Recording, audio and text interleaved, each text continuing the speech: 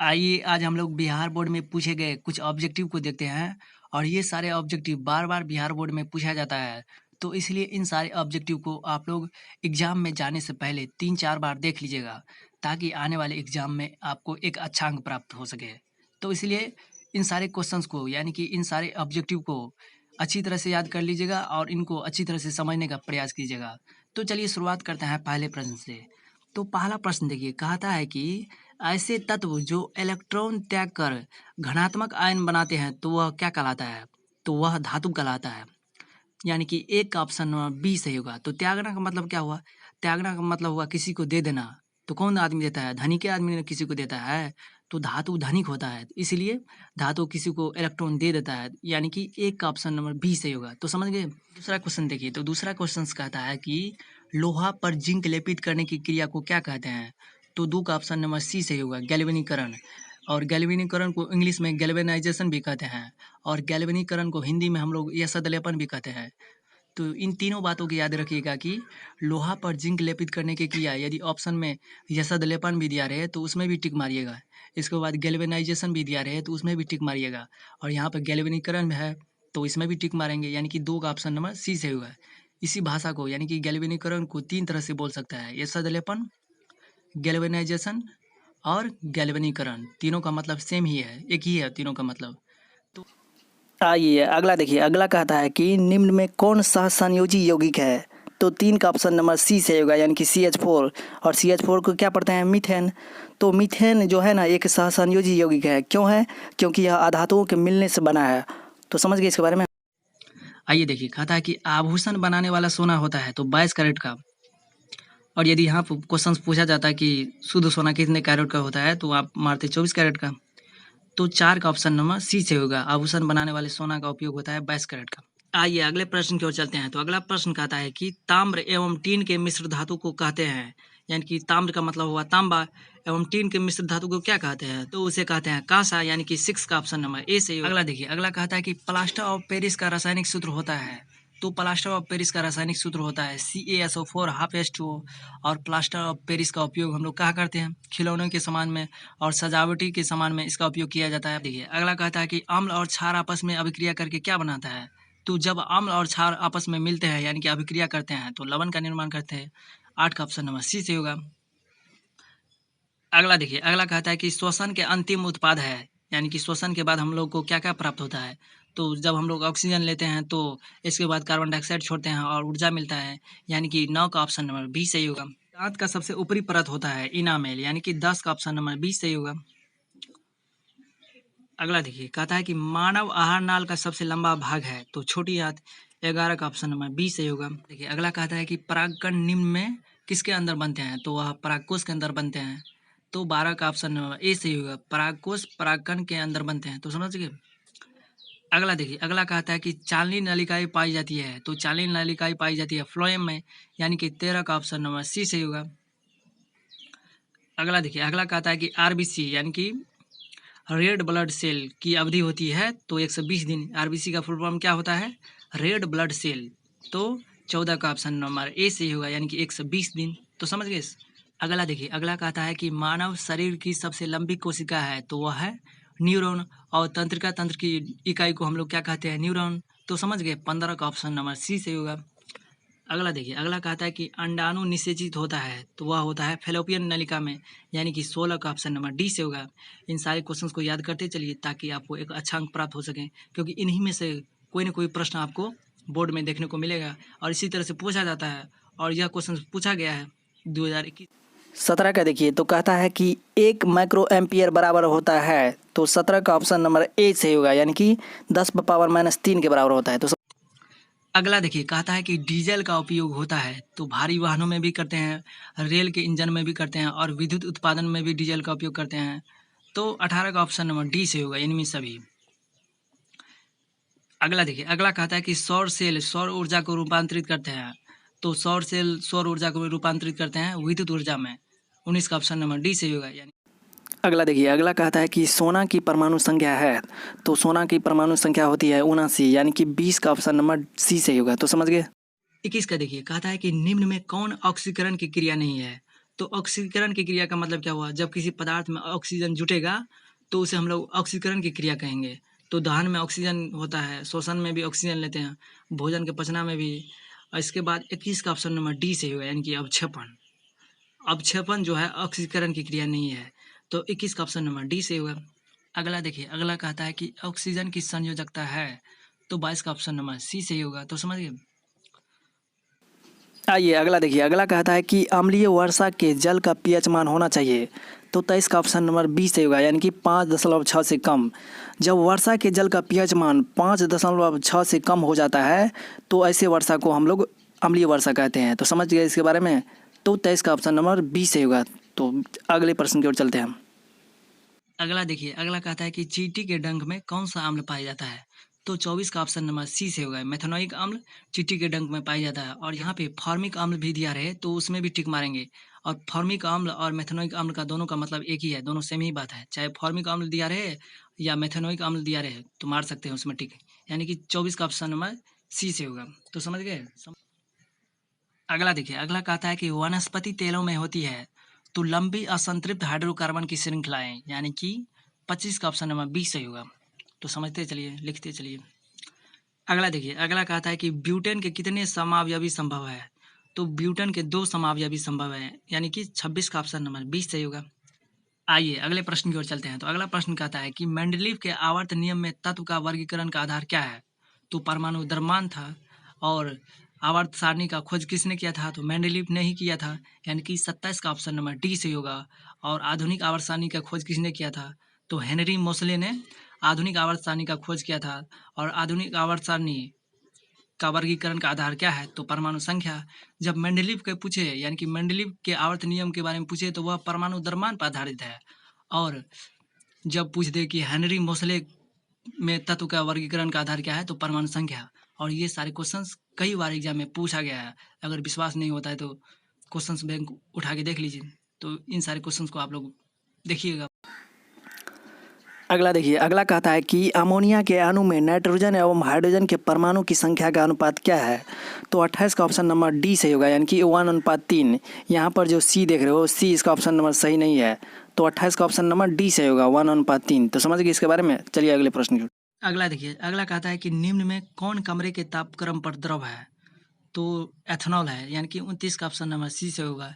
Ethanol कमरे के ताप पर द्रव होता है, तो 29 का ऑप्शन नंबर सी से होगा। अगला देखिए, अगला कहता है कि सिरका में कौन सा अम्ल पाया जाता है, तो सिरका में एसिटिक अम्ल पाया जाता है, यानी कि 30 का ऑप्शन नंबर डी सही होगा। तो अगला देखिए, अगला कहता है कि निम्न में कौन कार्बन के अपरूप होता है, तो कार्बन का अपरूप हीरा भी होता है, ग्रेफाइट भी होता है, फ्लोरीन भी होता है, यानी कि 31 का ऑप्शन नंबर डी से होगा, इनमें सही। तो समझिए, समझते चलिए ताकि आपको अच्छा अंक मिले। अगला देखिए, अगला कहता है कि एक अणुसूत्र है परंतु विभिन्न संरचना सूत्र वाले यौगिक कहलाते हैं, तो वह कहलाते हैं समावयवी, यानी कि 32 का ऑप्शन नंबर ए सही होगा, समावयवी कहलाता है। अगला देखिए, अगला कहता है कि बुझा हुआ चूना किसे कहते हैं, तो बुझा हुआ चूना हम लोग कैल्शियम हाइड्रोक्साइड को कहते हैं, यानी कि 33 का ऑप्शन नंबर ए होगा। और जो भी सूत्र पूछा जाता है हमने वह पढ़ा दिए हैं, तो आप लोग कृपया करके वो वीडियो देख लीजिए। और जितने भी सारे क्वेश्चन पूछा जाएगा सूत्र से संबंधित, तो आपको बन जाएगा। और उसमें लगभग 30-40 क्वेश्चन करा दिए हैं, सूत्र को याद करने के लिए दे दिए हैं वीडियो में समझा करके, यानी कि 33 का ऑप्शन नंबर ए सही होगा। बुझा हुआ चूना कैल्शियम हाइड्रोक्साइड को कहते हैं, तो देख लीजिएगा उस वीडियो को। अगला देखिए, अगला कहता है कि निम्न में कौन भस्म नहीं है, तो 34 का ऑप्शन नंबर बी से होगा, NaCl। और NaCl को हम लोग क्या कहते हैं, साधारण नमक। साधारण नमक का सूत्र क्या होता है, NaCl। अगला देखिए, अगला कहता है कि जस्ता का एस्क है, तो जस्ता का एस्क है जिंक ब्लेड, यानी कि 35 का ऑप्शन नंबर बी से होगा। अगला देखिए, अगला कहता है कि सिलिकॉन है, तो सिलिकॉन एक उपधातु है, यानी कि 36 का ऑप्शन नंबर सी से होगा। देखते चलिए, ये सारे क्वेश्चन बार बार बोर्ड में पूछा गया। अगला देखिए, अगला कहता है कि अल्कोहल में कौन सा तत्व उपस्थित नहीं है, तो 37 का ऑप्शन नंबर डी सही होगा, यानी कि नाइट्रोजन। तो समझ गए। अगला देखिए, अगला कहता है कि मेथनोइक अम्ल का सामान्य नाम है, तो उसे हम लोग फॉर्मिक अम्ल कहते हैं, तो 38 का ऑप्शन नंबर ए सही होगा। ये दोनों क्वेश्चन कई बार बिहार बोर्ड में पूछा गया है, यानी कि मेथनोइक अम्ल और फॉर्मिक अम्ल दोनों का मतलब सेम ही है। आइए अगला देखिए, अगला कहता है कि स्वपोषी पोषण के लिए आवश्यक है, तो स्वपोषी पोषण के लिए आवश्यक है क्लोरोफिल भी, कार्बन डाइऑक्साइड तथा जल भी, सूर्य का प्रकाश भी, यानी कि 39 का ऑप्शन नंबर डी सही होगा। तो स्वपोषी पोषण किसे कहते हैं? पोषण का वह तरीका जिसमें कोई जीव अपना भोजन स्वयं बनाता है। तो पेड़ पौधा अपना भोजन स्वयं बनाता है, तो पेड़ पौधा क्या हुआ? स्वपोषी पोषण के अंतर्गत, यानी कि 39 का ऑप्शन नंबर डी से होगा। अगला देखिए, अगला कहता है कि मैग्नीशियम पाया जाता है, तो मैग्नीशियम क्लोरोफिल में पाया जाता है, यानी कि 40 का ऑप्शन नंबर ए से होगा। अगला देखिए, कहता है कि विद्युत चुंबक बनाने के लिए किस छड़ का उपयोग किया जाता है? तो नरम लोहा का, यानी कि 41 का ऑप्शन नंबर सी से होगा। और बोले अस्थायी चुंबक बनाने के लिए किस पदार्थ का छड़ का उपयोग होता है? तो इस्पात का। जब अस्थायी पूछे तब इस्पात और विद्युत चुंबक पूछे तो नरम लोहा, यानी कि 41 का ऑप्शन नंबर सी से होगा। तो समझ गया कि जब किसी चालक तार से विद्युत धारा प्रवाहित होती है तो गतिशील कण है, तो इलेक्ट्रॉन होता है, तो 42 का ऑप्शन नंबर डी से होगा। अगला देखिए, अगला कहता है कि ओम का नियम है, तो ओम का नियम V बराबर I बटा R होता है, और 43 का ऑप्शन नंबर। अगला देखिए, अगला कहता है कि ओम का नियम है, तो ओम का नियम V बराबर I R होता है, यानी कि 43 का ऑप्शन नंबर सी होगा। तो समझते चलिए। अगला देखिए, अगला कहता है कि विभवांतर कैसा मात्रक होता है? तो वोल्ट होता है। और शक्ति कैसा मात्रक? वाट होता है। और विद्युत धारा कैसा मात्रक? एम्पियर होता है। आइए अगले प्रश्न की ओर चलते हैं। तो अगला प्रश्न कहता है कि विभवांतर का ऐसा मात्रक क्या होता है? तो इसका ऐसा मात्रक होता है वोल्ट, यानी कि 44 का ऑप्शन नंबर डी से होगा। और वाट किसका होता है? तो विद्युत शक्ति का ऐसा मात्रक होता है वाट।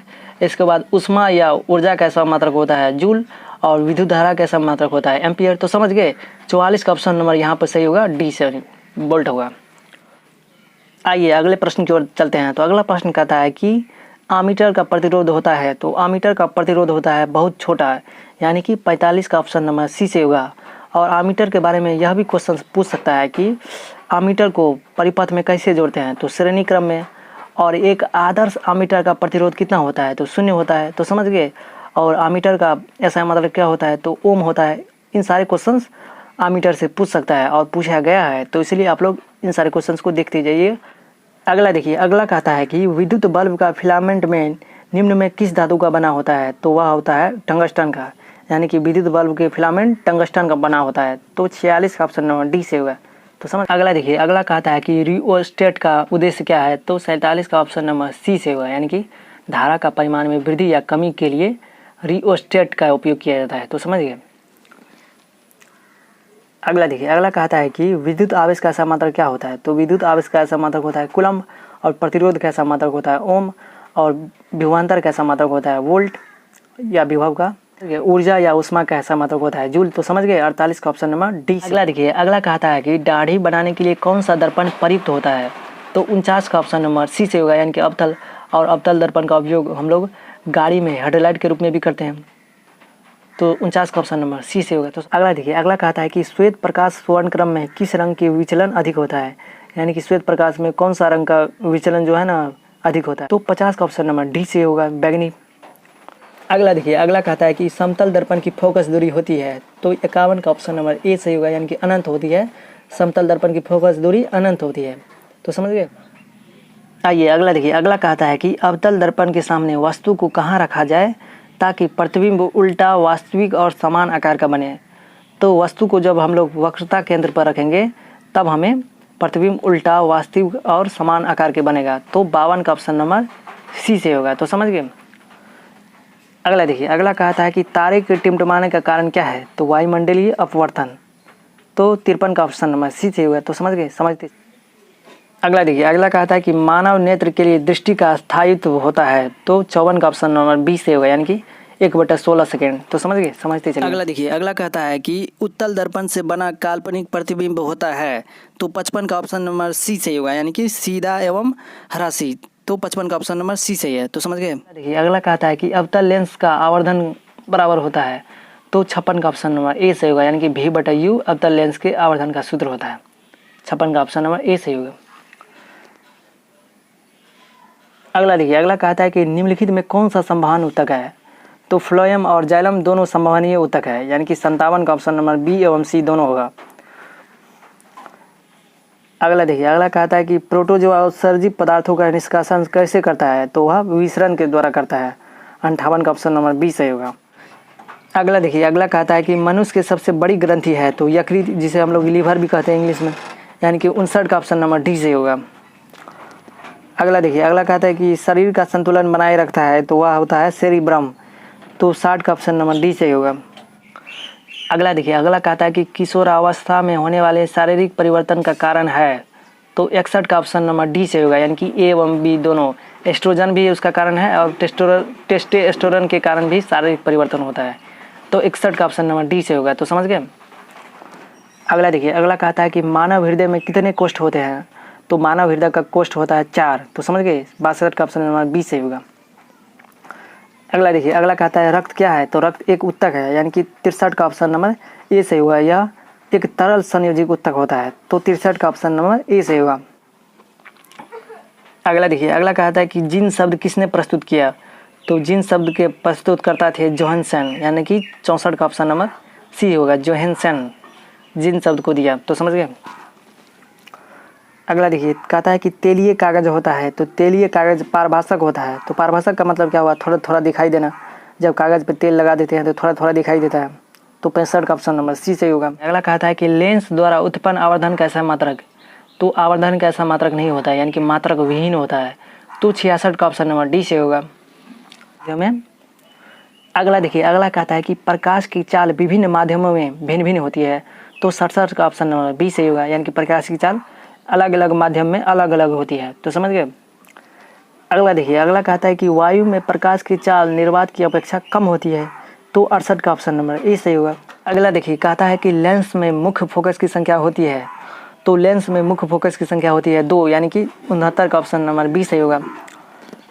अगला देखिए, अगला कहता है कि विद्युत का अच्छा चालक है तो चांदी है, तो सबसे अच्छा चालक चांदी है, इसके बाद कॉपर हो गया, तो 70 का ऑप्शन नंबर डी सही होगा। अगला कहता है कि शुष्क सेल में ऋण इलेक्ट्रोड बना होता है, तो ऋण इलेक्ट्रोड जिंक का बना होता है, तो 71 का ऑप्शन नंबर सी सही होगा, तो समझिए। अगला देखिए, अगला कहता है कि 1 जूल का मान होता है तो 0.24 कैलोरी, यानी कि 72 का ऑप्शन नंबर ए सही होगा। अगला देखिए, अगला कहता है कि निम्न में कौन पादप हार्मोन नहीं है, तो 73 का ऑप्शन नंबर डी सही होगा, यानी कि ऑक्सीटोसिन, एथिलीन पादप हार्मोन है, ऑक्सीजन भी है, साइटोकाइनिन भी है और जिब्रेलिन भी है, ये सारे पादप हार्मोन है, लेकिन ऑक्सीटोसिन पादप हार्मोन नहीं है, यानी कि पेड़ पौधा में पाए जाने वाले हार्मोन को हम लोग पादप हार्मोन कहते हैं, तो 73 का ऑप्शन नंबर डी से होगा। अगला देखिए, अगला कहता है कि फूल में नर प्रजनन अंग है तो वह है पुंकेसर, यानी कि 74 का ऑप्शन नंबर ए से होगा। अगला देखिए, अगला कहता है कि निम्नलिखित में किसमें द्विखंडन नहीं होता है, तो इसका ऑप्शन नंबर बी से होगा, यानी कि ईस्ट में द्विखंडन नहीं होता है। डी जो ऑप्शन देख रहे हो वो गलत है, तो डी मत मारिएगा। अगला देखिए, अगला कहता है कि पारिस्थितिक तंत्र में ऊर्जा का स्रोत है तो सूर्य का प्रकाश, यानी कि 76 का ऑप्शन नंबर बी से होगा।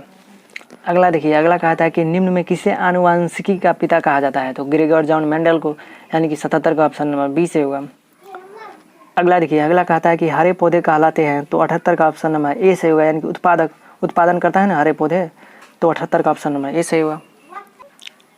अगला देखिए, अगला कहता है कि नर युग्मक में गुणसूत्र की संख्या होती है तो 79 का ऑप्शन नंबर ए से होगा, यानी कि 22 होता है। अगला देखिए, अगला कहता है कि ओजोन परत पाई जाती है तो ओजोन परत पाई जाती है स्ट्रेटोस्फीयर में, यानी कि 80 का ऑप्शन नंबर ए से होगा। और स्ट्रेटोस्फीयर को हम लोग हिंदी में कहते हैं समताप मंडल, तो ओजोन परत समताप मंडल में पाया जाता है और इसी को समताप मंडल को इंग्लिश में बोलते हैं स्ट्रेटोस्फीयर। तो समझ गए। इन सारे क्वेश्चंस को आप लोग अच्छी तरह से याद कर लीजिएगा ताकि आपको एक अच्छा अंक प्राप्त हो सके। तो चलिए।